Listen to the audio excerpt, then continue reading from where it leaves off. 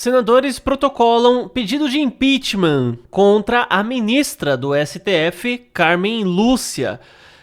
E como epicentro, como principal motivação desse pedido, eles citam a fala dela, que em determinado momento aponta que o Brasil supostamente seria aí um conjunto de 213 milhões de tiranos, Vou até pôr a fala aqui do Eduardo Girão a respeito do assunto. E quem fez esse pedido de impeachment foram os senadores Carlos Portinho, Magno Malta e Eduardo Girão. Vamos ver aqui ele comentando a respeito disso. Que é onde a gente protocola. Em paz e bem, pessoal, estou aqui na Secretaria-Geral da Mesa do Senado Federal, que é onde a gente protocola pedidos de impeachment. Lembra? Semana passada foi do Gilmar Mendes. Essa semana é da ministra Carmen Lúcia, também do STF. Assinados por mim, pelo senador Magno Malta, pelo senador Carlos Portinho e apoiado por outros senadores da República.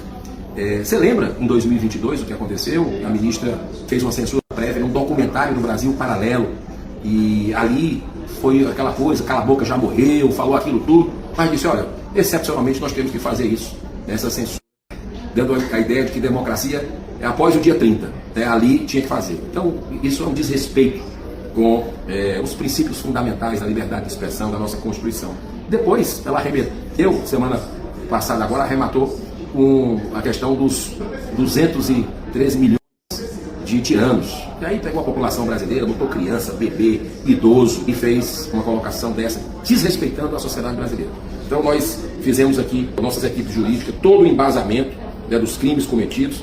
Dia 16 de julho, hoje, nós estamos fazendo aí essas 22 páginas desse material, desse pedido de impeachment. Nós vamos protocolar aqui na Secretaria-Geral da Mesa, amplamente assinado pelos senadores. Deus abençoe, muita paz. O certo é certo, mesmo que ninguém faça. Bom, então tá aqui o vídeo, dele fazendo pedidos de impeachment e tudo contra a Carmen Lúcia, E aquela coisa, vai acontecer o impeachment da ministra e tudo? Não, tá? Não vai acontecer. Eu gostaria que acontecesse. Eu preferi que ela não fosse a primeira, que tivesse um outro antes, Mas a questão, quando você agride da maneira como ela fez, quem comenta nas redes sociais, quando você ataca, isso é um sinal de que você está acuado, que você está preocupado, Você vê, por exemplo, só você olhar um cachorro, Olhando um comportamento de um cão, você consegue entender o comportamento humano. Um cachorro, quando ele está... Quando ele vê algum problema, alguma coisa, ele late. Mas o fato dele latir nem sempre significa que ele vai avançar, Às vezes você bate o pé, ele sai correndo. Às vezes se você correr atrás dele, ele corre de você. Agora, quando você vê os cachorros de raça maior, aquele cachorro que fica lá, parado, olhando assim, ele só olha pra você. Isso significa que ele não está intimidado. Ele não se sente incomodado com a sua presença. E se você for pra cima dele, provavelmente ele vai te morder, São os cães da raça Pitbull. Na verdade, os cachorros da raça Doberman, Eu falei Pitbull, mas Doberman pra mim é o pior de todos. Porque ele fica lá em silêncio, com essa cara aqui te olhando, E aqui tem um deitadinho bonitinho. Mas esse bicho aqui, quando ele tá com a cara séria, ele é terrível, cara. Você imagina, você entra em algum lugar, pula alguma cerca, algum muro, tá um desse assim, sério, te olhando.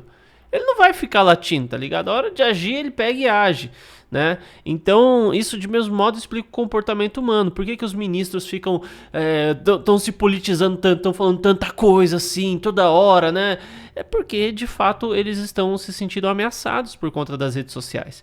Porque, pela idade dos ministros, você já percebe que eles são pessoas que tiveram o auge de sua juventude, de sua beleza, de sua vida talvez até, não financeira e na carreira, Tecnicamente o auge é agora, quanto ministros.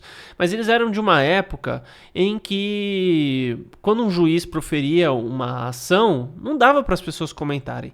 Hoje, com a vinda das redes sociais, a gente tem acesso à liberdade, cada um pode falar o que quiser a qualquer momento, E qual é a única maneira que eles têm? É criticar quem tem liberdade, né? Quem tem liberdade de falar alguma coisa, eles acabam criticando. Então, e o que levou a uma crítica tão grande da sociedade contra os ministros do STF foi justamente a politização, né? A gente tem aí a Carmen Lúcia falando a respeito de 213 milhões de tiranos, né? Sendo que, na verdade, eu penso que algo que caracteriza um tirano é alguém que tem a concentração do poder contra milhares ou milhões de pessoas, que seria mais adequado você colocar em um ministro, em um presidente, alguma coisa nesse sentido assim. Daí você pega também, Flávio Dino vem e fala, pela primeira vez um ministro aqui comunista, né? Do meu ponto de vista ele não estava brincando, ele estava falando sério, ele realmente é uma pessoa que defende ideais voltados ao comunismo, né? Então assim, o comunismo é uma ideologia, é um preceito político, né? Você tem aí o ministro, o presidente do STF, né? Que ele veio até falar, derrotamos o bolsonarismo. Isso não é assumir lado político? O que é o bolsonarismo? É um movimento da direita. Então a mesma coisa que ele falar assim, derrotamos o movimento da direita. Então, ele está assumindo que ele é contra um determinado movimento da direita. Então, por consequência, ele está assumindo o lado político. É por isso que a sociedade critica tanto o STF, reprova tanto as suas ações. Em primeiro lugar, porque décadas passadas não é que as pessoas não criticavam, é que as pessoas não tinham acesso à informação de maneira tão rápida e não tinham voz, né? A única voz que tinha era a voz da grande mídia, da TV aberta, dos jornais e tudo mais. E para você saber a decisão de um ministro, você tinha que comprar jornal e ler, ou alguém da televisão decidir falar a respeito. E aliás, o jornalista também da revista, do jornal impresso, ele tinha que falar, ele tinha que... deixa eu ver as decisões que tem aqui, e daí decidir escrever uma matéria sobre isso, senão ninguém ficava sabendo, né? A não ser advogado, alguém que acompanhasse especificamente movimentos do STF, né? Então hoje todo mundo pode ter acesso ao que o STF está fazendo. Todo mundo pode saber se quiser e todo mundo pode dar sua opinião. Qualquer pessoa desconhecida, né? Qualquer pessoa desconhecida pega o celular e começa a falar, né? Eu tenho um perfil que tem 300 mil seguidores, né? Em mais de uma rede social aí tem outro perfil. E como que eu consegui 300 mil seguidores? Simples. Eu fui lá, fiz um cadastro na rede social, comecei com 0 seguidores. Liguei a câmera e comecei a falar. Pessoal, acho isso, isso e isso. Patati, patatá, blá, blá, blá, blá, blá, blá. Né? Minha opinião é essa. O que aconteceu? Fui mandando os vídeos para os amigos. Aos poucos, amigos mandam para amigos de amigos. Assim sucessivamente. Até que de repente o que você fala começa a se espalhar. E você começa a se tornar relevante. Pessoas se identificam com a sua opinião. Então não foi um movimento que eu paguei alguém para fazer alguma coisa, divulguei, imprimi banner, cartaz, paguei algum site, alguma coisa assim. Foi simplesmente isso, né? Então eu tenho hoje, né? Tenho um perfil com 300 mil, outro com 300 mil. Eu acredito que talvez é que de uma rede social para outra, muitas vezes a gente tem seguidor que se repete, mas pelo menos mais de 1 milhão de pessoas aí que me seguem, né? Gostando ou não gostando de mim, porque às vezes tem gente que segue só pra ver o que você vai falar e depois criticar, né? Mas tem aí pelo menos 1 milhãozinho de pessoas que me seguem pelo Brasil e são pessoas que se identificaram com o que eu falei, né? Que gostaram daquilo que eu falei, em sua maior parte. Então não é algo que foi forçado, né? Foi algo que pessoas viram minha opinião, gostaram disso e é isso que irrita tanto o pessoal, porque assim, a esquerda hoje eles já dominam as escolas, as universidades, o jornalismo, o entretenimento, né? As instituições governamentais em sua maior parte também, né? E para eles que lutaram por décadas para atingir o poder, é muito odioso ver alguém que não dominou instituição nenhuma, mas a opinião dessa pessoa é ouvida. Né? E é por isso que o pessoal da STF tem tanta raiva. Eles lutaram a vida inteira para chegar onde estão, para chegar até o poder.